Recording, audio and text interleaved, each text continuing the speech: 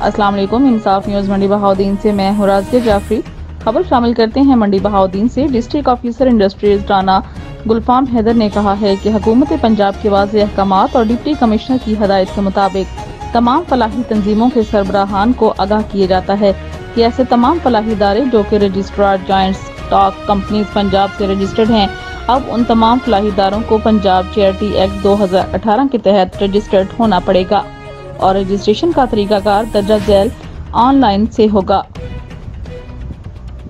Do industries ने कहा कि ऑनलाइन अप्लाई करने की मियाद 5 जुलाई 2020 से 15 अगस्त 2020 मुकर्रर कर दी गई है।